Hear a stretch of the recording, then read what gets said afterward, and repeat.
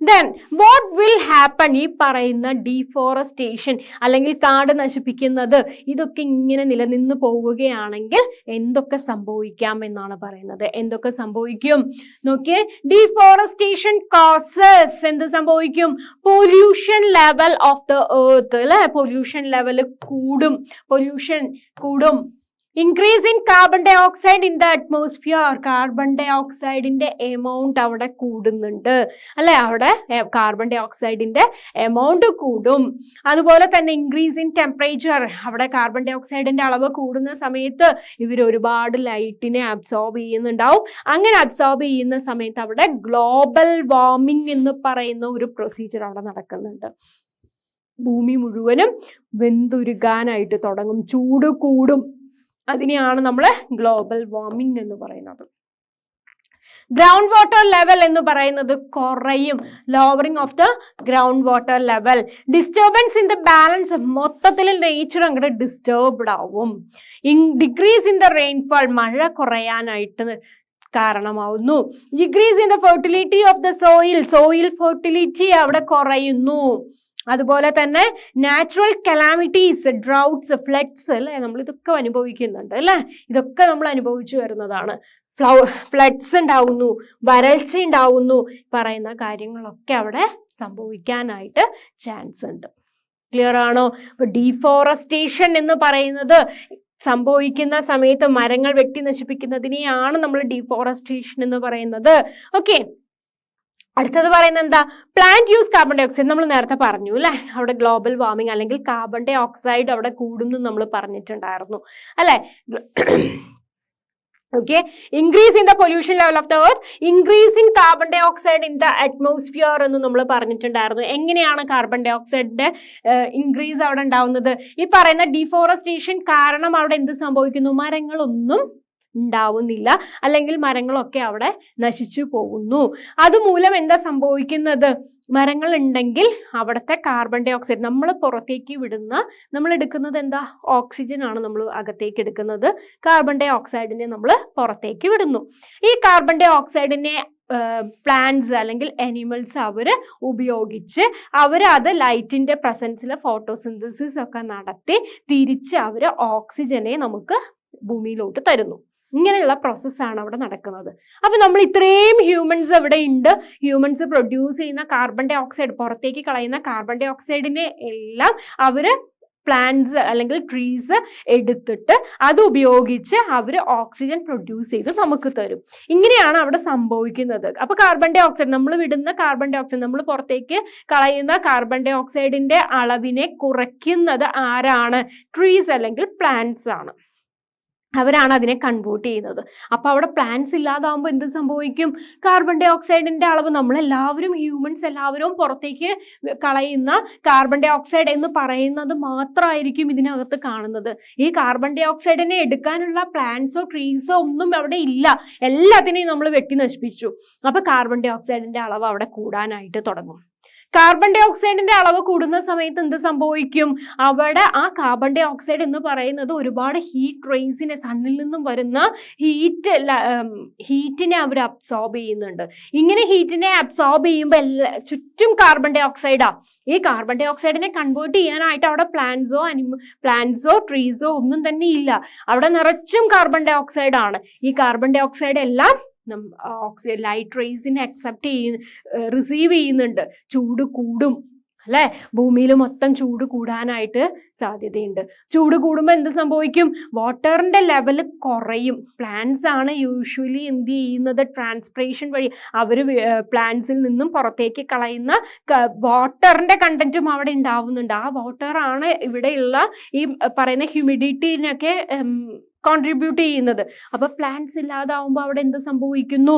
അവിടെ ഈ പറയുന്ന വാട്ടറിന്റെ എമൗണ്ടും അവിടെ കുറയുന്നു, വെള്ളവും അവിടെ ഇല്ലാതാവുന്നു, അറ്റ്മോസ്ഫിയറിക് മോയ്സ്ചർ എന്നൊക്കെ പറയുന്നത് അവിടെ ഇല്ലാതാവുന്നു.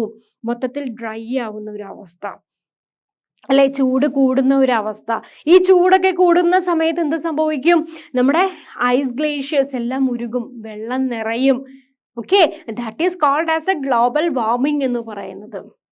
ക്ലിയർ ആണോ? അപ്പൊ നമ്മൾ പറഞ്ഞത് എന്താ? പ്ലാന്റ്സ് കാർബൺ ഡൈ ഓക്സൈഡിനെ ഉപയോഗിച്ച് ഫോട്ടോസിന്തസിസ് നടത്തി ഓക്സിജനെ പുറത്തേക്ക് വിടുന്നു. ആ പ്ലാന്റ്സ്, ആ ഓക്സിജൻ ആണ് നമ്മൾ ഉപയോഗിക്കുന്നത്. അവിടെ ട്രീസ് ഇല്ലാതാവുമ്പോൾ അവിടുത്തെ കാർബൺ ഡൈ ഓക്സൈഡിന്റെ ലെവൽ കൂടും, റീസൈക്കിൾ ചെയ്യാതെയാവും. ക്ലിയർ ആണോ? കാർബൺ ഡൈ ഓക്സൈഡ് ഹീറ്റ് റേസിനെ ട്രാപ്പ് ചെയ്യുന്നുണ്ട് by the earth which increases the temperature on the earth and that is called as the global warming. അങ്ങനെ പ്ലാന്റ്സ് ഡീഫോറസ്റ്റേഷൻ കാരണം അവിടെ ട്രീസും പ്ലാന്റ്സും ഒക്കെ ഇല്ലാതാവുന്നു. കാർബൺ ഡൈ ഓക്സൈഡിന്റെ അളവ് കൂടാനായിട്ട് തുടങ്ങുന്നു. കാർബൺ ഡൈ ഓക്സൈഡിനെ അവിടെ കൺവേർട്ട് ചെയ്യുന്ന പ്ലാന്റ്സും ട്രീസും ഒന്നും അവിടെ ഇല്ല. അപ്പൊ കാർബൺ ഡൈ ഓക്സൈഡിന്റെ അളവ് അവിടെ കൂടുന്നു. കാർബൺ ഡൈ ഓക്സൈഡിന്റെ അളവ് കൂടുന്ന സമയത്ത് അവർ ഹീറ്റ് റേസിന്, സണ്ണിൽ നിന്നും വരുന്ന ഹീറ്റ് റേസിനെ ഒരുപാട് ട്രാപ്പ് ചെയ്യുന്നുണ്ട്. ട്രാപ്പ് ചെയ്ത് ഈ എർത്തിനകത്ത് ചൂട് കൂടാനായിട്ട്, മൊത്തം ചൂട് കൂടാനായിട്ട് സാധ്യതയുണ്ട്. അങ്ങനെ ചൂട് കൂടുന്ന അവസ്ഥേനെയാണ് നമ്മൾ ഗ്ലോബൽ വാർമിംഗ് എന്നും നമ്മൾ പറയുന്നത്. ക്ലിയർ ആണോ? ഇതൊക്കെ എന്ത് കാരണമാണ് സംഭവിക്കുന്നത്? ഡീഫോറസ്റ്റേഷൻ എന്ന് പറയുന്ന ഒരു പ്രോസസ്സ് കാരണം. ആരാണ് ഡീഫോറസ്റ്റേഷൻ മെയിൻ ആയിട്ട് ചെയ്യുന്നത്? ഹ്യൂമൻസ് ആണ്. എന്തിനു വേണ്ടിയിട്ടാണ്? അവരുടെ പേഴ്സണൽ നീഡ്സിന് വേണ്ടിയിട്ട്. ക്ലിയർ? സോ നമ്മൾ പറഞ്ഞു the percentage of carbon dioxide in the atmosphere increases which cause the global warming. Release plants തന്നെയാണ് വാട്ടറിനെ, സോയിൽ നിന്നും വാട്ടറിനെ ട്രാൻസ്പിറേഷൻ വഴി അവിടെ എത്തിക്കുന്നത്. ആ ഒരു മോയ്സ്ചർ അവിടെ ഇല്ലാതാവുന്നു, റെയിൻഫോൾ കുറയുന്നു. ഡീഫോറസ്റ്റേഷൻ ഇൻക്രീസ് ദ ടെമ്പറേച്ചർ, അല്ലെ? ടെമ്പറേച്ചർ അവിടെ കൂടുന്നു, ഗ്ലോബൽ വാർമിംഗ് നടക്കുന്നു. ക്ലിയർ? ദെൻ അനദർ, അപ്പൊ നമുക്ക് ഡീഫോറസ്റ്റേഷൻ എന്താണെന്നുള്ളത് ക്ലിയർ ആയി. ഡീഫോറസ്റ്റേഷൻ എന്ന് പറഞ്ഞു കഴിഞ്ഞാൽ മരങ്ങൾ വെട്ടി നശിപ്പിച്ച് പ്ലാന്റ്സും ട്രീസും ഒക്കെ ഇല്ലാതാക്കുന്ന ആ ഒരു അവസ്ഥേനെയാണ് നമ്മൾ ഡീഫോറസ്റ്റേഷൻ എന്ന് പറഞ്ഞത്. അപ്പൊ ഡീസർട്ടിഫിക്കേഷൻ എന്ന് പറയുന്നത്, ഡെസർട്ടിഫിക്കേഷൻ എന്ന് പറയുന്നത് എന്താണ്? The process by which fertile ആയിട്ട് കിടന്ന ലാൻഡിനെ നമ്മൾ എന്താക്കി മാറ്റുന്നു? ഡെസേർട്ട് ആക്കി മാറ്റുന്നു. നല്ല ഫലഭൂയിഷ്ഠമായി കിടന്ന പ്രദേശത്തെ നമ്മൾ ഡെസേർട്ടിഫിക്കേഷൻ അല്ലെങ്കിൽ ഒരു മരുഭൂമിയാക്കി മാറ്റുന്ന ആ പ്രോസസ്സിനെയാണ് നമ്മൾ ഡെസേർട്ടിഫിക്കേഷൻ എന്ന് പറയുന്നത്. ക്ലിയർ ആണോ? ഇപ്പോഴുള്ള ആൾക്കാർക്കൊന്നും കൃഷി ചെയ്യാനായിട്ട് സമയമില്ല, അല്ലേ? ഞാനടക്കമുള്ള ഒരു ജനറേഷൻ എന്ന് പറയുന്നത് പണ്ട് കാലത്ത് എല്ലാവരും ഒരു കുറച്ച് ഏരിയ ആണെങ്കിൽ പോലും അവർക്ക് ആവശ്യമുള്ള കുറച്ച് ചെടികളൊക്കെ വെച്ച് പിടിപ്പിച്ച് എല്ലാം നല്ല ഫെർട്ടൈലായിട്ട് നിലനിർത്തി പോന്നിട്ടുണ്ടായിരുന്നു. പക്ഷെ ഇപ്പം ഒന്നിനും ടൈമില്ല, നമുക്കൊന്നും ചെയ്യാനായിട്ട് ടൈമില്ല. അപ്പം നമുക്ക് ഒന്നും വെച്ച് പിടിപ്പിക്കാൻ സമയമില്ല. ഓക്കെ, അപ്പം ഇവിടെ ഒന്നും ഉണ്ടാവുന്നില്ല. അങ്ങനെ ഉണ്ടാവാൻ സാധ്യതയുണ്ടായിരുന്ന പ്രദേശങ്ങളെ എല്ലാം നമ്മൾ എന്ത് ചെയ്യുന്നു? വെട്ടി നശിപ്പിക്കുന്നു. വേറെ എന്തെങ്കിലും ആവശ്യത്തിന് വേണ്ടിയിട്ട് ലാൻഡ് കൺവേർട്ട് ചെയ്യുന്നു. വീട് വെക്കാനോ ബിൽഡിങ്സ് ഉണ്ടാക്കാനോ അല്ലെങ്കിൽ വേറെ എന്തിനെങ്കിലും വേണ്ടിയിട്ട് നമ്മൾ ആ ലാൻഡൊക്കെ ഉപയോഗിക്കുന്നു. അപ്പം അത്രയും ഫെർട്ടൈലായിട്ട് കിടന്നിരുന്ന ഒരു ലാൻഡിനെ നമ്മൾ ഒരു മരുഭൂമി കണക്കെ ആക്കുകയാണ് ചെയ്യുന്നത്. അതിനെയാണ് ഡെസേർട്ടിഫിക്കേഷൻ എന്ന് പറയുന്നത്. It is called as the desertification. Deforestation is a major cause, അല്ലെ? ഡെസേർട്ടിഫിക്കേഷൻ്റെ ഒരു മെയിൻ കോസ് എന്ന് പറയുന്നത് ഡീഫോറസ്റ്റേഷൻ. അവിടെ നിറച്ചും നിന്നിരുന്ന പ്ലാന്റിനെയും അതുപോലെ തന്നെ ട്രീസിനെയൊക്കെ വെട്ടി നശിപ്പിച്ച് നമ്മൾ ആ ലാൻഡിനെ അങ്ങനെ കൺവേർട്ട് ചെയ്തു. അവിടെ മരങ്ങളോ ചെടികളോ ഒന്നും ഇല്ലാത്ത ഒരു അവസ്ഥയിലൊക്കെ എത്തി. എന്നതിന് ശേഷം എന്ത് ചെയ്യും? ലാൻഡ് അതിന് എന്തിനു വേണ്ടിയിട്ട്? വല്ല ബിൽഡിങ്സ് പണിയാനായിട്ടോ വേറെ എന്തെങ്കിലും വണ്ടി നിർത്താനായിട്ടോ ഒക്കെ നമ്മൾ ഉപയോഗിക്കുന്നു. അപ്പൊ മെയിൻ കോസ് എന്ന് പറയുന്നത് ഡീഫോറസ്റ്റേഷൻ തന്നെയാണ്. And also the layers have less humus. അവിടെ ലെസ് ഹ്യൂമസ്, അല്ലെ? ഹ്യൂമസിന്റെ കണ്ടന്റ് അവിടെ കുറയുന്നു. Less fertile due to the expose of the top layer of the soil and with no roots to hold the soil.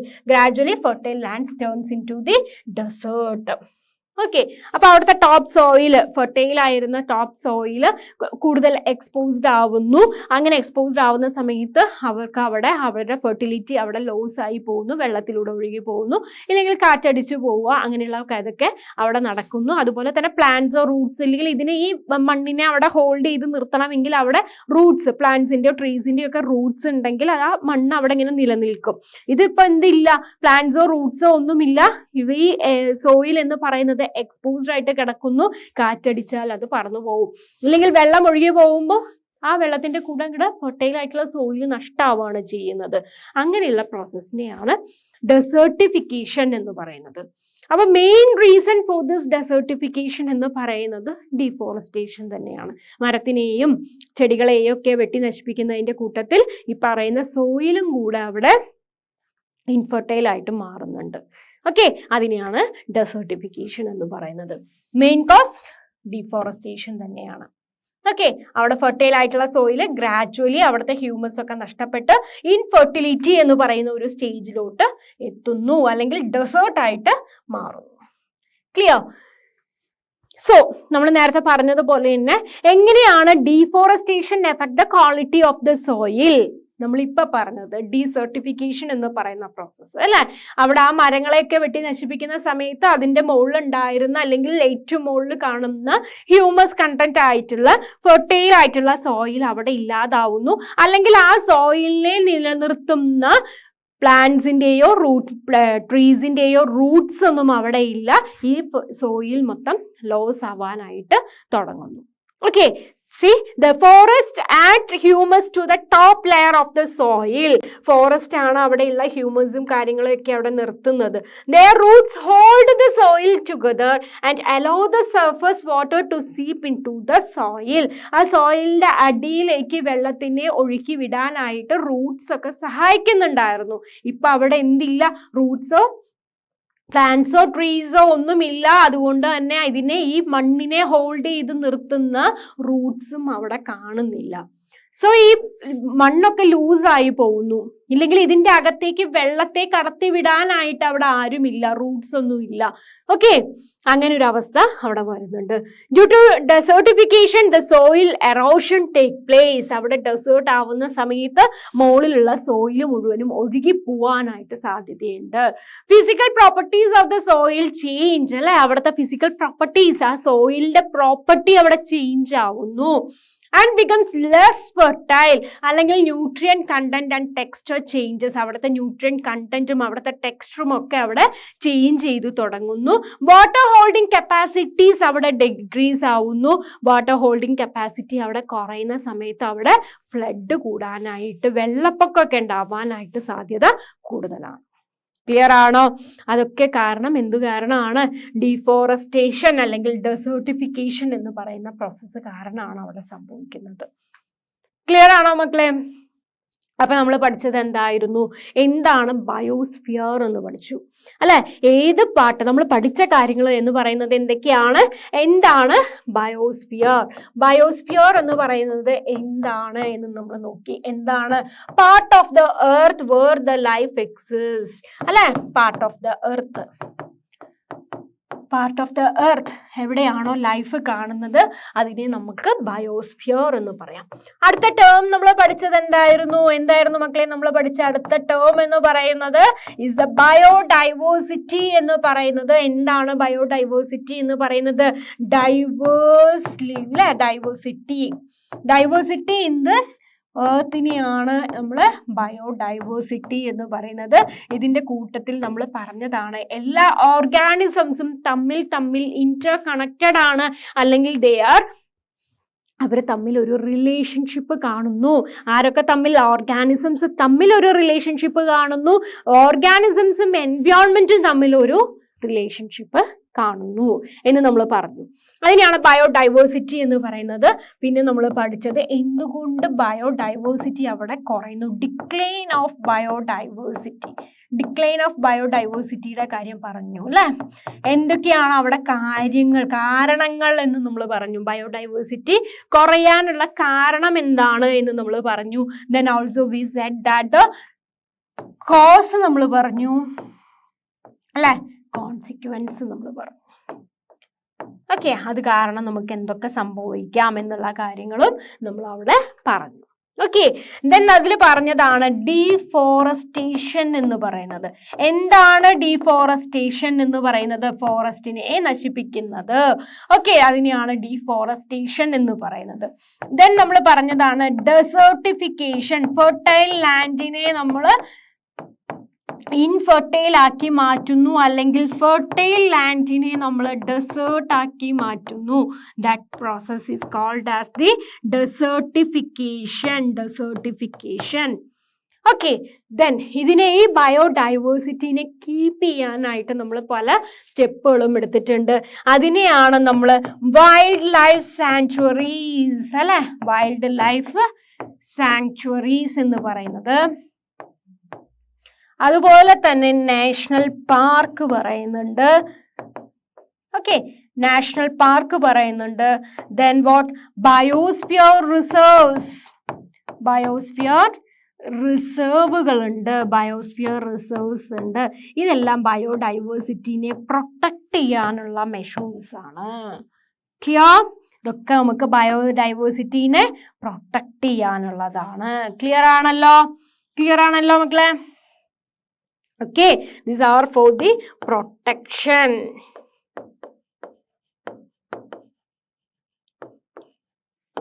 Clear?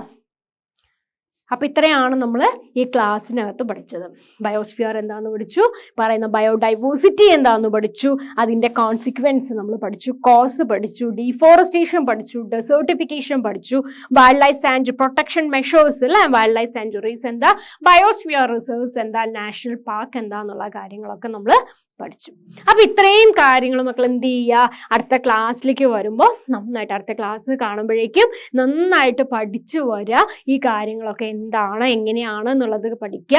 ഇനി നമുക്ക് പഠിക്കാനുള്ളത് എന്ന് വെച്ച് കഴിഞ്ഞാൽ എങ്ങനെയൊക്കെയാണ്, എന്തൊക്കെയാണ്, എവിടെയൊക്കെ നമ്മുടെ ഇന്ത്യയിൽ കാണുന്ന നാഷണൽ പാർക്സ് എന്താണ്, അവിടെ ഏത് അനിമൽസിനെ പ്രൊട്ടക്ട് ചെയ്യുന്നു, വൈൽഡ് ലൈഫ് സാങ്ച്വറീസ് ഏതൊക്കെയാണ്, ബയോസ്ഫിയർ റിസർവ്സ് എന്തൊക്കെയാണ് എന്നുള്ള ഡീറ്റെയിൽ ഒക്കെ നമ്മൾ നെക്സ്റ്റ് ക്ലാസ്സിൽ നമുക്ക് പറയാം. ഹലോ മക്കളെ, അപ്പൊ നമ്മൾ ഇന്ന് പഠിക്കാൻ പോകുന്ന ടോപ്പിക് എന്ന് പറയുന്നത്, നമുക്കറിയാം നമ്മൾ കഴിഞ്ഞ ക്ലാസ്സിൽ പഠിച്ചത് conservation of plants and animals എന്ന ചാപ്റ്റർ ആണ് നമ്മൾ പഠിച്ചുകൊണ്ടിരിക്കുന്നത് അല്ലേ. അപ്പൊ നമ്മൾ കഴിഞ്ഞ ക്ലാസ്സിൽ പഠിച്ച കാര്യങ്ങൾ എന്തായിരുന്നു, എന്താണ് ബയോസ്ഫിയർ എന്ന് പഠിച്ചിട്ടുണ്ടായിരുന്നു, അതുപോലെ ഡൈവേഴ്സിറ്റിനെ കുറിച്ച് നമ്മൾ പഠിച്ചിട്ടുണ്ടായിരുന്നു. ഡൈവേഴ്സിറ്റി ഇംബാലൻസ് വരുന്നത് അല്ലെങ്കിൽ ഡിക്ലൈൻ വരാനുള്ള കാരണങ്ങൾ എന്തൊക്കെയാണെന്ന് പഠിച്ചിട്ടുണ്ടായിരുന്നു. ബയോഡൈവേഴ്സിറ്റിനെ പ്രൊട്ടക്ട് ചെയ്യാനുള്ള മെഷേഴ്സ് എന്തൊക്കെയാണ്, ഇല്ലെങ്കിൽ എന്തൊക്കെ മെത്തേഡ്സ് ആണ് ഉപയോഗിക്കുന്നത് എന്നുള്ള കാര്യങ്ങളൊക്കെ നമ്മൾ ഡീറ്റെയിൽ ആയിട്ട് കഴിഞ്ഞ ക്ലാസ്സിൽ പഠിച്ചിട്ടുണ്ടായിരുന്നു. ഇന്നത്തെ ക്ലാസ്സിൽ നമ്മൾ പഠിക്കാൻ പോകുന്നത് ഈ പറയുന്ന പോലെയുള്ള പ്രൊട്ടക്റ്റീവ് മെഷേഴ്സ് ആണ്. ബയോഡൈവേഴ്സിറ്റിനെ പ്രൊട്ടക്ട് ചെയ്യാൻ വേണ്ടിയിട്ട് എന്തൊക്കെ മെഷേഴ്സ് ആണ് നമ്മൾ എടുക്കുന്നത്, ഇല്ലെങ്കിൽ എന്തൊക്കെ മെത്തേഡുകളാണ് ഉപയോഗിക്കുന്നത് എന്നതാണ് നമ്മൾ പഠിക്കാനായിട്ട് പോകുന്നത്. ഓക്കെ, അപ്പൊ നമുക്ക് ഓരോന്നായിട്ട് നോക്കാം. നമ്മൾ കഴിഞ്ഞ ക്ലാസ്സിൽ പറഞ്ഞു തന്നെയായിരുന്നു എന്താണ് ബയോഡൈവേഴ്സിറ്റിനെ പ്രൊട്ടക്ട് ചെയ്യാനായിട്ട് എടുക്കുന്ന മെഷേഴ്സ് എന്തൊക്കെയായിരുന്നു എന്നത് നമ്മൾ കഴിഞ്ഞ ക്ലാസ്സിൽ പഠിച്ചിട്ടുണ്ടായിരുന്നു. ഏതൊക്കെയായിരുന്നു പറഞ്ഞ മക്കളെ, ഏതൊക്കെയായിരുന്നു നമ്മൾ കഴിഞ്ഞ ക്ലാസ്സിൽ പഠിച്ച മെത്തേഡ്സ് എന്ന് പറയുന്നത്? പ്രൊട്ടക്ഷൻ മെത്തേഡ്സ് ഏതൊക്കെയായിരുന്നു? അതെ, വൈൽഡ് ലൈഫ് സാങ്ച്വറീസ് ഉണ്ടായിരുന്നു അല്ലെ, അതുപോലെ തന്നെ എന്തുണ്ടായിരുന്നു, നാഷണൽ പാർക്കുകൾ ഉണ്ടായിരുന്നു, ബയോസ്ഫിയർ റിസർവ്സ് ഉണ്ടായിരുന്നു. ഇതൊക്കെ എന്താണ് എന്നുള്ള കാര്യം നമ്മൾ കഴിഞ്ഞ ക്ലാസ്സിൽ പഠിച്ചിട്ടുണ്ടായിരുന്നു. ഇന്നത്തെ ക്ലാസ്സിൽ നമ്മൾ അത് ഡീറ്റെയിൽ ആയിട്ട് പഠിക്കും. ഇന്ത്യയിലുള്ള ബയോസ്ഫിയർ റിസർവ്സ്, നാഷണൽ പാർക്സ് ഏതൊക്കെയാണ്, വൈൽഡ് ലൈഫ് സാങ്ച്വറീസ് എന്തൊക്കെയാണ്, ഇതിനകത്ത് പ്രൊട്ടക്ട് ചെയ്യപ്പെടുന്ന പ്ലാന്റ്സ് ഏതാണ്, ആനിമൽസ് ഏതാണ് എന്നുള്ള കാര്യങ്ങളൊക്കെ നമുക്ക് പഠിക്കാം. ഓക്കെ, അപ്പൊ നോക്കിയേ, വൈൽഡ് ലൈഫ് കൺസർവേഷൻ, വൈൽഡ് ലൈഫിനെ അല്ലേ, വൈൽഡ് ലൈഫിനെ നമ്മൾ എന്ത് ചെയ്യുന്നു, കൺസേർവ് ചെയ്യുന്നു, പ്രൊട്ടക്ട് ചെയ്യുന്നു, സംരക്ഷിക്കുന്നു. എങ്ങനെയൊക്കെ, എന്തിനു വേണ്ടി? വൈൽഡ് ലൈഫ് കൺസർവേഷൻ എന്ന് പറഞ്ഞാൽ എന്താണ്?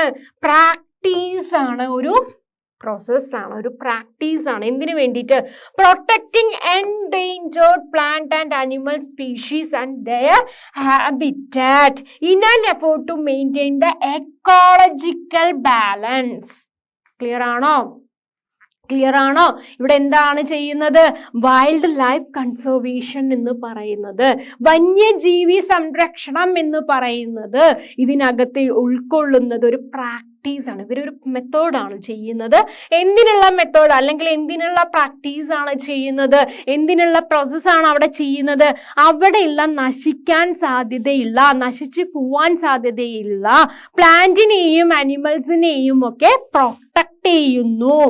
അവരെ കൂടാതെ അവരെ പ്രൊട്ടക്ട് ചെയ്യുന്നതിനോടൊപ്പം തന്നെ അവർ ജീവിക്കുന്ന ആ പ്രദേശം, ഹാബിറ്റാറ്റ്, അവരുടെ ആ സങ്കേതം, അതും കൂടെ അവിടെ പ്രൊട്ടക്ട് ചെയ്യുന്നു. എന്തിനു വേണ്ടി? ഫോർ ആൻ എക്കോളജിക്കൽ ബാലൻസ്, അവിടെ ഒരു സന്തുലിതാവസ്ഥ ക്രിയേറ്റ് ചെയ്യാനായിട്ട്. ക്ലിയർ ആണോ? അപ്പോൾ എവിടെയാണോ നശിക്കാൻ സാധ്യതയുള്ള പ്ലാന്റ്സും അനിമൽസും കാണുന്നത്, അവരെയും അവർ ജീവിക്കുന്ന പ്രദേശത്തെയും പ്രൊട്ടക്ട് ചെയ്യുന്ന that method is called as the wild life conservation. Important ആണ്. എന്തുകൊണ്ട്? അവിടെ ഒരു ബാലൻസ് ഉണ്ടാവാനായിട്ട്, അവിടെ ഒരു സന്തുലിതാവസ്ഥ ഉണ്ടാവാനായിട്ട്, എക്കോളജിക്കൽ സ്റ്റെബിലിറ്റി ഉണ്ടാവാനായിട്ട് വൈൽഡ് ലൈഫിനെ എന്ത് ചെയ്യണം? കൺസേർവ് ചെയ്യണം. ക്ലിയർ ആണോ? ക്ലിയർ ആണോ? അപ്പൊ വൈൽഡ് ലൈഫ് കൺസർവേഷൻ എന്ന് പറഞ്ഞാൽ എന്താ മക്കളെ? Practice of protecting the plants and animals which are extinct അല്ലെങ്കിൽ which are endangered and their habitat. എന്തിനു വേണ്ടി? To effort to maintain an ecological balance. Okay, clear ആണല്ലോ? കൺസർവേഷൻ ക്ലിയർ ആണല്ലോ? ഇതിനുള്ള മെഷേഴ്സ് എന്തൊക്കെയാണ്? അപ്പൊ ഇവിടെ എന്തൊക്കെയാണ് ചെയ്യുന്നത് നോക്കിയേ. Flora and fauna habitat are protected by the government under rules, regulation and policies to protect the forest and wildlife. എന്തൊക്കെയാണ് നടത്തുന്നത്? എന്താ ഫ്ലോറ ആൻഡ് ഫോണ എന്ന് പറയുന്നത്? ഫ്ലോറ എന്ന് പറയുന്നത് പ്ലാന്റ്സ്. ഓക്കെ, അവിടെയുള്ള പ്ലാന്റ്സ്, ഫ്ലവറിങ് പ്ലാന്റ്സ് അല്ലെങ്കിൽ പ്ലാന്റ്സ് അല്ലെങ്കിൽ ട്രീസ്. ഓക്കെ, പ്ലാന്റ്സും ട്രീസിനെയും ഒക്കെ അവിടെ പ്രൊട്ടക്ട് ചെയ്യുന്നു. ഫോണ എന്ന് പറയുന്നത് ആനിമൽസ്. ഓക്കെ, ആനിമൽസിനെ പ്രൊട്ടക്ട് ചെയ്യുന്നു. എന്തും കൂടെ? ഫ്ലോറ ആൻഡ് ഫോണ ഇൻക്ലൂഡിങ് ദി എന്തിനേയും കൂടെ പ്രൊട്ടക്ട് ചെയ്യുന്നുണ്ട്? അവരുടെ ഹാബിറ്റാറ്റ്, അവരുടെ ഹാബിറ്റാറ്റിനെയും കൂടെ പ്രൊട്ടക്ട് ചെയ്യുന്നു. ഓക്കെ, അപ്പോൾ rich flora and fauna habitat are protected by the government. Okay, അവിടെ എന്തൊക്കെയാണ് പറയുന്നത്? എന്തൊക്കെയാണ് ഇവരുടെ കൂട്ടത്തിൽ സംഭവിക്കുന്നത്? അവിടെ കട്ടിങ് ഡൗൺ ട്രീസിനെ അവർ പ്രോഹിബിറ്റഡ് ആക്കിയിട്ടുണ്ട്. മരങ്ങളൊന്നും വെട്ടി നശിപ്പിക്കരുത്. ഗ്രേസിങ് കാറ്റിൽ, അല്ലെ, കന്നുകാലികളെ മേയ്ക്കാൻ വിടുന്നത് പാടില്ല.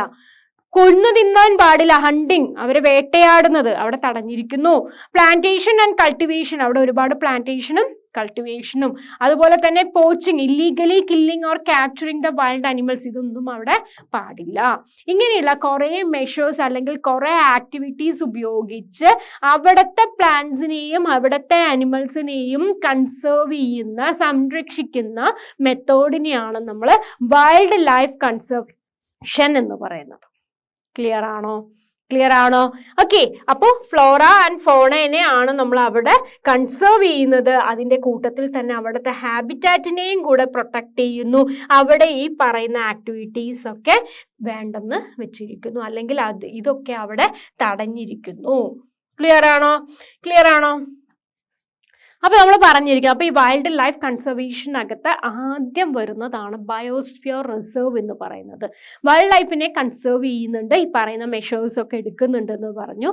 അതിലുള്ള ഒരു മെത്തേഡാണ് ബയോസ്ഫിയർ റിസർവ് എന്ന് പറയുന്നത്. നമ്മൾ കഴിഞ്ഞ ക്ലാസ്സിൽ പഠിച്ചതുപോലെ തന്നെ അതൊരു ഏരിയ ആണ് അല്ലെ. ബയോസ്ഫിയർ റിസർവ് എന്ന് പറയുന്നത് ഒരു ഏരിയ ആണ്. അവിടെ എന്ത് ചെയ്യുന്നു എന്നാ പറയുന്നത്? Conserve the biodiversity. Conservation of biodiversity ആണ് ഇവരുടെ എയിം എന്ന് പറയുന്നത്. ഇവിടെ of the area as well as it's culture, അവിടുത്തെ ഏരിയയും അവിടുത്തെ പരമ്പരാഗത രീതികളെയും അവിടെ സംരക്ഷിക്കുന്നു എന്ന് നമ്മൾ പറഞ്ഞിട്ടുണ്ടായിരുന്നു. അവിടുത്തെ ലിവിങ് ഓർഗാനിസംസ് എന്താണോ, അവിടുത്തെ കൾച്ചർ എന്താണോ, ഇതിനെയൊക്കെ സംരക്ഷിക്കപ്പെടുന്ന that method is called as the biosphere method. Okay, other protected areas within it. അതിനൊരു എക്സാമ്പിൾ ആണ് പച്മാർഹി ബയോസ്ഫിയർ റിസർവ്സ് എന്ന് പറയുന്നത്. നാഷണൽ പാർക്ക്, അതിനകത്ത് നാഷണൽ പാർക്ക് കാണുന്നുണ്ട്, സത്പുര നാഷണൽ പാർക്ക് കാണുന്നുണ്ട്. അതുപോലെ തന്നെ 2 വൈൽഡ് ലൈഫ് സാങ്ച്വറീസ് കാണുന്നുണ്ട്, Bori wild life sanctuary and the Pachmarhi wild life sanctuary. അപ്പൊ ഇവിടെ എന്താ സംഭവിക്കുന്നത്?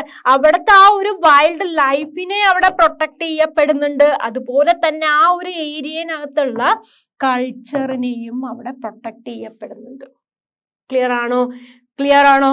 ഓക്കെ, അപ്പം അതിനൊരു എക്സാമ്പിൾ ആണ് പച്ച്മാർഹി ബയോസ്ഫിയർ റിസർവ് എന്ന് പറയുന്നത്. അവിടെ നാഷണൽ പാർക്കും കാണപ്പെടുന്നുണ്ട്, അതുപോലെ തന്നെ 2 വൈൽഡ് ലൈഫ് സാങ്ച്വറീസും കാണപ്പെടുന്നുണ്ട്.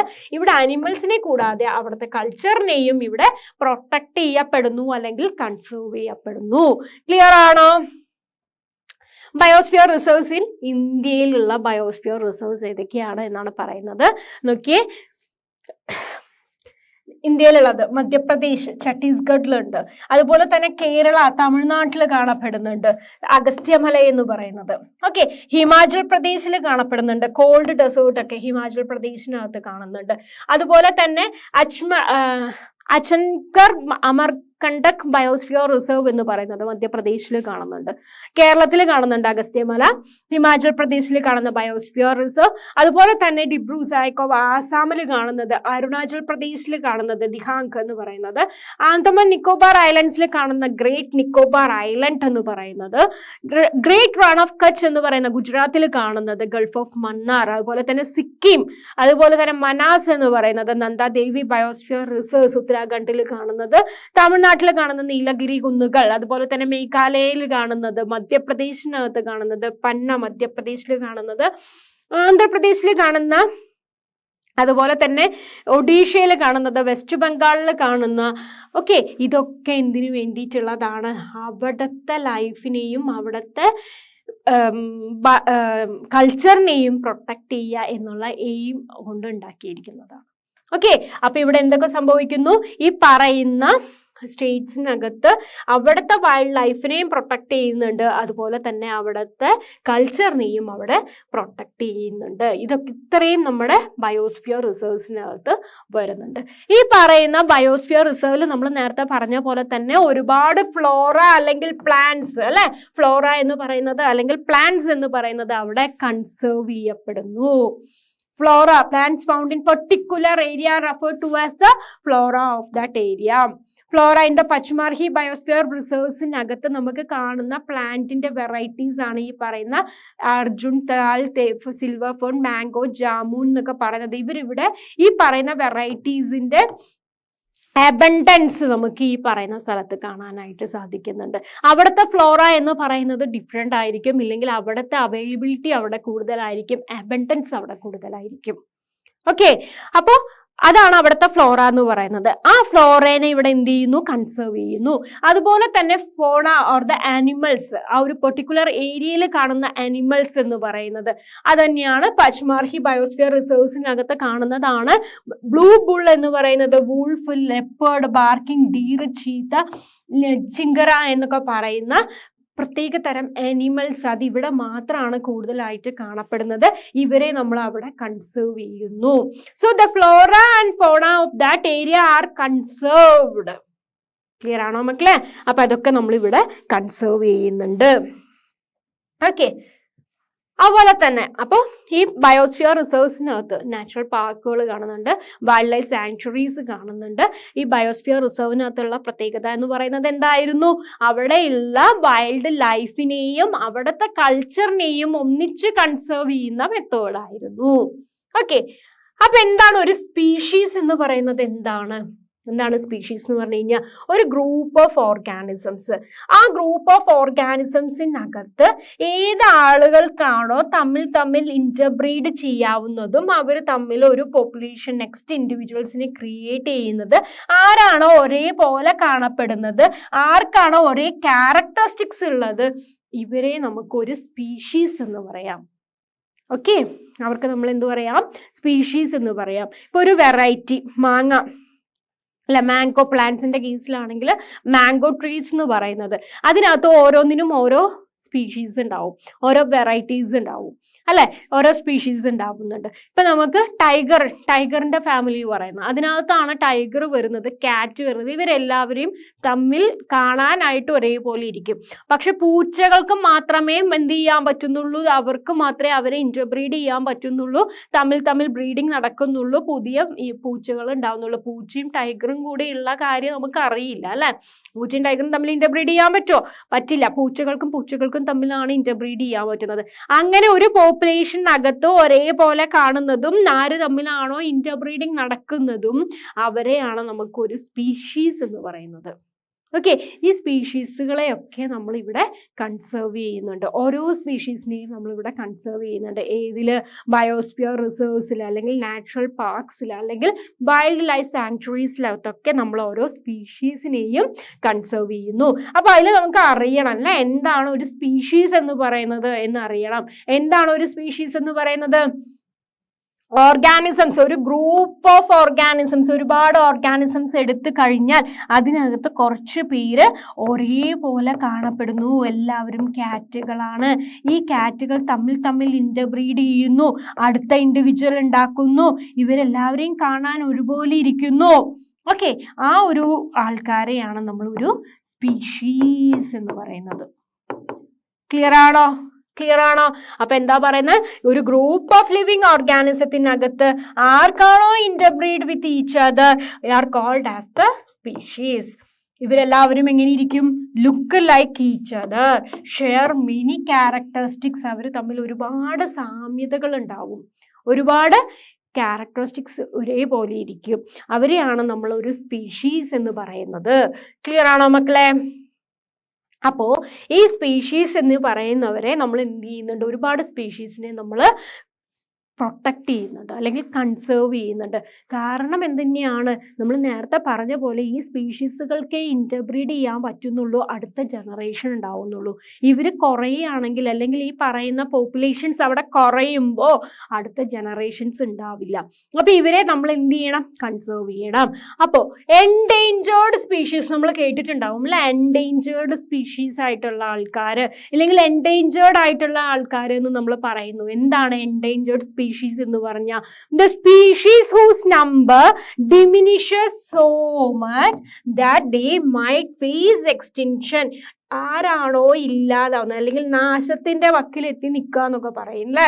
അവര് നശിക്കാൻ പോകുന്ന ആൾക്കാരാണ്. അവര് ഇനി കുറച്ച് കഴിഞ്ഞാൽ അവർ ഇല്ലാതാവും, ഈ ഭൂമിയിൽ നിന്ന് തന്നെ ഇല്ലാതാവും. അങ്ങനെ ഡിമിനിഷസ്, കുറയാൻ നിൽക്കുന്ന, അല്ലെങ്കിൽ vanish of the face of the earth, എർത്തിൽ നിന്നും ഇല്ലാതാവാൻ നിൽക്കുന്ന ആ ഒരു അവസ്ഥ, അല്ലെങ്കിൽ ആ ഒരു സ്പീഷീസ്, അവരെയാണ് നമ്മൾ എൻഡേഞ്ചേർഡ് സ്പീഷീസ്. ഇവരുടെയൊക്കെ വ്യത്യാസം നമ്മൾ അറിഞ്ഞിരിക്കണം. എൻഡേഞ്ചേർഡ് എന്ന് പറഞ്ഞു കഴിഞ്ഞാൽ നശിക്കാൻ പോകുന്ന, നാശോന്മുഖമായ എന്നൊക്കെ നമ്മൾ പറയില്ലേ? നശിക്കാൻ നിൽക്കുന്ന, ഇപ്പൊ ഇല്ലാതാവും, ഈ ഭൂമിയിൽ നിന്ന് തന്നെ ഇല്ലാതാവാനായിട്ട് അത്രയും ഡേഞ്ചർ സിറ്റുവേഷനിൽ നിൽക്കുന്ന ആൾക്കാരെയാണ് എൻഡേഞ്ചേർഡ് സ്പീഷീസ് എന്ന് പറയുന്നത്. ഓക്കെ, ഇങ്ങനെയുള്ള ആനിമൽസ് ആണെങ്കിൽ അത് എൻഡേഞ്ചേർഡ് ആനിമൽസ് എന്ന് പറയുന്നു. പ്ലാന്റ്സ് ആണെങ്കിൽ അത് എൻഡേഞ്ചേർഡ് പ്ലാന്റ്സ് എന്ന് പറയുന്നു. ക്ലിയർ ആണല്ലോ? അപ്പൊ എൻഡേഞ്ചേർഡ് എന്ന് പറഞ്ഞു കഴിഞ്ഞാൽ that must be face extinction or vanish of the earth, അതിനെയാണ് നമ്മൾ എൻഡേഞ്ചേർഡ് സ്പീഷീസ് എന്ന് പറയുന്നത്. ഇനി പറയുന്ന ഒരു ഇതാണ്, സ്പീഷീസിൽ പെടുന്നതാണ് എൻഡമിക് സ്പീഷീസ് എന്ന് പറയുന്നത്.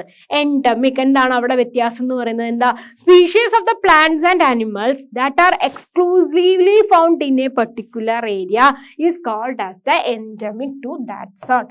ഒരു പെർട്ടിക്കുലർ ഏരിയയിൽ മാത്രമായിട്ട് കാണുന്ന കുറച്ച് സ്പീഷീസ് ഉണ്ടാവും അല്ലെ? ഒരു ഏരിയയിൽ മാത്രം കാണുന്ന സ്പീഷീസ്, അവരെയാണ് നമ്മൾ എന്തെന്ന് പറയുന്നത്? എൻഡമിക് എന്ന് പറയുന്നത്. ആ ഒരു പെർട്ടിക്കുലർ ഏരിയയിൽ മാത്രമേ അവരെ കാണുന്നുള്ളൂ, അല്ലെങ്കിൽ ആ ഒരു കൺട്രിയിൽ മാത്രമേ നമ്മൾ അവരെ കാണുന്നുള്ളൂ. അത് വേറെ എവിടെ അവരെ പോയാൽ കാണാൻ പറ്റില്ല. ആ ഒരു സ്ഥലത്ത് ചെന്നാൽ മാത്രമേ ഈ പെർട്ടിക്കുലർ സ്പീഷീസിനെ കാണുള്ളൂ. അപ്പൊ അവര് ആ ഒരു ഏരിയയിൽ എൻഡമിക് ആണ് എന്ന് നമുക്ക് പറയാം. ഓക്കെ. നോക്കിയേ, endemic flora of the Pachmarhi biosphere reserve includes sal and wild mango. ഈ പറയുന്ന സാൽ എന്ന് പറയുന്നതും വൈൽഡ് മാംഗോ എന്ന് പറയുന്നതും എവിടെ മാത്രമേ കാണുന്നുള്ളൂ? ഈ പച്ച്മാർഹി ഹിൽസിൽ മാത്രമേ കാണുന്നുള്ളൂ. വേറെ എവിടെയും ഈ പറയുന്ന വെറൈറ്റി ഇല്ലെങ്കിൽ ഈ പറയുന്ന സ്പീഷീസ് കാണുന്നില്ല. അപ്പൊ നമുക്ക് എന്ത് പറയാം? സാലും മാംഗോ ഒക്കെ എൻഡമിക് ആണ്. എവിടെ എൻഡമിക് ആണ്? പച്ച്മാർഹിയിലെ എൻഡമിക് ആണ്. ക്ലിയർ? അതുപോലെ തന്നെ ആനിമൽസിന്റെ കേസിൽ പറയുമ്പോൾ ഇന്ത്യൻ ജെയിന്റ് സ്ക്യൂറൽ അല്ലെങ്കിൽ ഫ്ലൈയിങ് സ്ക്യൂറൽ, ഈ പറയുന്ന സാധനങ്ങളൊക്കെ എവിടെ മാത്രമേ കാണുന്നുള്ളൂ? ഈ പച്ച്മാർഹി ബയോസ്ഫിയറിൽ മാത്രമേ കാണുന്നുള്ളൂ, വേറെ എവിടെയും കാണുന്നില്ല എന്ന് പറയാം. അതിനെയാണ് നമ്മൾ എൻഡമിക് ഫോണ അല്ലെങ്കിൽ എൻഡമിക് അനിമൽസ് എന്ന് പറയുന്നത്. ക്ലിയർ ആണോ? എൻഡമിക് സ്പീഷീസ് പറഞ്ഞു. അപ്പൊ നമ്മൾ എന്തൊക്കെ പറഞ്ഞു? എൻഡേഞ്ചേർഡ്, നശിക്കാൻ നിൽക്കുന്ന, നാശത്തിന്റെ വക്കിലെത്തി നിൽക്കുന്ന സ്പീഷീസിനെ നമ്മൾ എൻഡേഞ്ചേർഡ് സ്പീഷീസ് എന്ന് പറഞ്ഞു. എൻഡമിക് സ്പീഷീസ് എന്ന് പറയുന്നത് ഒരു പെർട്ടിക്കുലർ ഏരിയയിൽ മാത്രമായിട്ട് കാണുന്നത്, ഇവരെ വേറെ എവിടെ നമുക്ക് കാണാനായിട്ട് സാധിക്കില്ല. അങ്ങനെയുള്ള ആൾക്കാരെ നമ്മൾ എൻഡമിക് എന്ന് പറഞ്ഞു. ഓക്കെ, അപ്പൊ ഇവരെയൊക്കെയാണ് നമ്മൾ പറയുന്ന വൈൽഡ് ലൈഫ് ബയോസ്ഫിയർ റിസർവ്സിനകത്തും വൈൽഡ് ലൈഫ് സാങ്ച്വറീസിനകത്തും ഒക്കെ നമ്മൾ പ്രൊട്ടക്ട് ചെയ്ത് വരുന്നത്. ഓക്കെ, ഇനി വൈൽഡ് ലൈഫ് സാങ്ച്വറീസ് നമ്മൾ പറഞ്ഞിട്ടുണ്ടായിരുന്നു അല്ലെ? കഴിഞ്ഞ ക്ലാസ്സിൽ നമ്മൾ വൈൽഡ് ലൈഫ് സാങ്ച്വറീസ് എന്താണ് പറഞ്ഞത്? അവിടുത്തെ വൈൽഡ് ലൈഫ് അല്ലെങ്കിൽ ആ വൈൽഡ് ആയിട്ടുള്ള ഓർഗാനിസംസിനെ നമ്മൾ സംരക്ഷിക്കുന്നു. ആ റിസർവ്ഡ് ഫോറസ്റ്റ് ആയിരിക്കും where wild animals are protected and provided with suitable living conditions. അവർക്ക് ആവശ്യമുള്ള എല്ലാ ലിവിങ് കണ്ടീഷൻസും അവിടെ പ്രൊവൈഡ് ചെയ്ത് അവിടുത്തെ ആ ഒരു വൈൽഡ് ആനിമൽസിനെ പ്രൊട്ടക്ട് ചെയ്യുന്ന ദാറ്റ് മെത്തേഡിനെയാണ് നമ്മൾ വൈൽഡ് ലൈഫ് സാങ്ച്വറി എന്ന് പറഞ്ഞത്. അപ്പൊ ആ ഒരു സൂ എന്ന് പറയുന്നത് എന്താണ്? Unlike a zoo, animals in wild life sanctuaries live in their natural habitat and are free to roam anywhere as they like. നമ്മൾ സൂ എന്നൊക്കെ പറയുന്നത് എന്താ? അവിടെയും ഒരു വൈൽഡ് ലൈഫിനെയാണ് അല്ലെ, ഒരുപാട് ടൈഗേഴ്സിനെയൊക്കെ നമ്മൾ കൊണ്ടുവന്ന് സൂല് വെച്ചിട്ടുണ്ടാവും. അതുപോലെ ലയണൊക്കെ നമുക്ക് സൂവിനകത്ത് കാണാൻ പറ്റും. അപ്പൊ എന്താ മിസ്സേ വൈൽഡ് ലൈഫും സൂവും തമ്മിലുള്ള വ്യത്യാസം? എന്താണ് മക്കളെ വ്യത്യാസം? സൂ എന്ന് പറയുമ്പോൾ നമ്മൾ ക്രിയേറ്റ് ചെയ്ത് കൊടുത്ത ഒരു അറ്റ്മോസ്ഫിയറിൽ അല്ലെങ്കിൽ ആ ഒരു കണ്ടീഷനിലാണ് അവർ വളരുന്നത് അല്ലെ. നമ്മൾ അവർക്കൊരു ഏരിയ കൊടുക്കുന്നു, ഇന്ന ഏരിയയിലാണ് നിങ്ങൾ വളരേണ്ടത് എന്ന് പറഞ്ഞാൽ അവരെ ആ ഒരു ഏരിയനകത്താണ് നമ്മൾ ഇട്ട് കൊടുക്കുന്നത് സൂവിനകത്ത്. പക്ഷെ ഈ പറയുന്ന വൈൽഡ് ലൈഫ് സാങ്ച്വറീസിനകത്ത് അങ്ങനെയല്ല. അവരെവിടെയാണോ ജീവിക്കുന്നത് ആ ഒരു ഏരിയനെ നമ്മൾ പ്രൊട്ടക്ട് ചെയ്യുന്നു. ഓക്കെ, അപ്പൊ അവർക്ക് അവിടെ വേണമെങ്കിലും അവർക്ക് റോം ചെയ്ത് നടക്കാം, അവർക്ക് അവരുടെ ഇഷ്ടത്തിനനുസരിച്ച് നടക്കാം, അവർക്ക് പോയി വേട്ടയാടി അവർക്ക് അവരുടെ ഭക്ഷണങ്ങൾ കഴിക്കാം. ഇതൊക്കെ അവർ ഫ്രീ ആയിട്ട് അവർക്ക് അവിടെ നടക്കാനായിട്ട് പറ്റും. പക്ഷെ അവിടെ വേറെ ഒന്നിനും നമ്മൾ സമ്മതിക്കില്ല. അവിടെ വന്ന് മരം വെട്ടാനോ അവിടെ വന്ന് വേട്ടയാടാനോ അവിടെ ഒരു ഹണ്ടിങ്ങോ ഒന്നും നമ്മൾ അവിടെ അനുവദിച്ച് കൊടുക്കുന്നുണ്ടാവില്ല. ഹൈലി പ്രൊട്ടക്റ്റഡ് ആയിട്ടുള്ള ഒരു ഏരിയ ആയിരിക്കും അത്. അപ്പൊ ഇതിനകത്ത് അവർക്ക് ഫ്രീഡം ഉണ്ടോ? ഉണ്ട്. അവരെ ആരെങ്കിലും ഹാം ചെയ്യോ? ഇല്ല. ഓക്കെ, ആ ഒരു അവസ്ഥേനെയാണ് അല്ലെങ്കിൽ ആ ഒരു മെത്തേഡിനെയാണ് നമ്മൾ വൈൽഡ് ലൈഫ് സാങ്ച്വറി എന്ന് പറയുന്നത്. ക്ലിയർ ആണോ? അപ്പൊ അവിടെ ആൾക്കാരുണ്ടാവും. ആ ആൾക്കാർക്ക് എന്ത് ചെയ്യാൻ പറ്റില്ല? Grace life stock and collect firewood or the medicinal plants. അവർക്ക് അവിടെ നിന്ന് മെഡിസിനൽ പ്ലാന്റ്സോ അല്ലെങ്കിൽ അവർക്ക് ആവശ്യമുള്ള ഫയർവുഡോ അതൊക്കെ അവർക്ക് അവിടെ നിന്ന് ചെയ്യാം.